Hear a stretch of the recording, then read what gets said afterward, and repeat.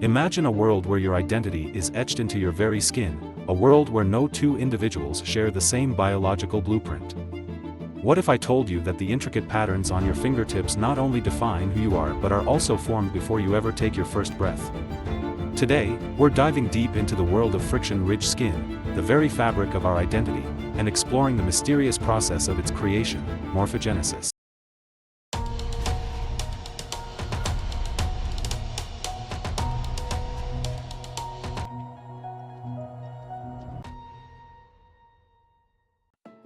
We're all familiar with fingerprints, those unique patterns that law enforcement, security systems, and even your smartphone use to verify identity. But have you ever wondered why these patterns are so unique, and how they come to be? Friction-ridged skin is the type of skin found on our fingertips, palms, and soles. It's different from the rest of our skin, designed specifically for gripping and sensing the world around us.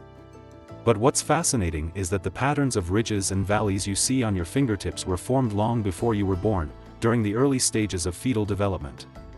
This is where the concept of morphogenesis comes into play. Morphogenesis is the biological process that causes an organism to develop its shape.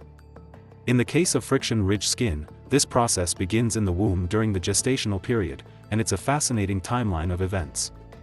At around 6 to 8 weeks of gestation, the embryo's hands are webbed, and the volar pads, those small, cushion-like structures on the fingertips, palms, and soles, begin to form. These volar pads play a crucial role in the eventual formation of the fingerprint patterns. By 8 to 10 weeks, the volar pads have fully formed, and the hands are no longer webbed.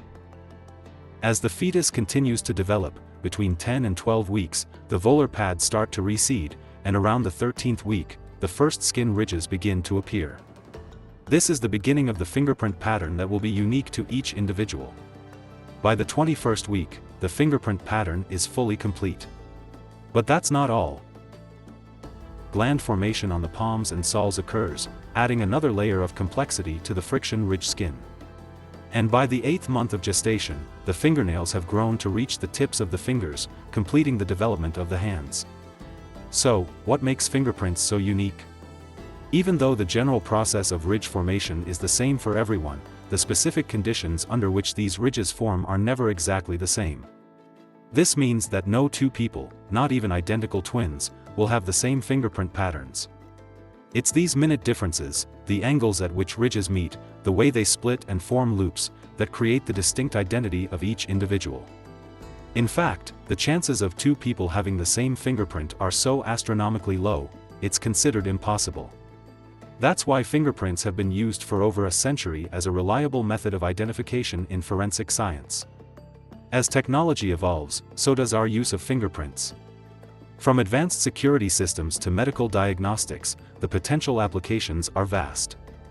Researchers are even exploring how the patterns of friction-ridged skin can be used to identify genetic disorders or predict certain health conditions. But with these advancements come questions about privacy and security.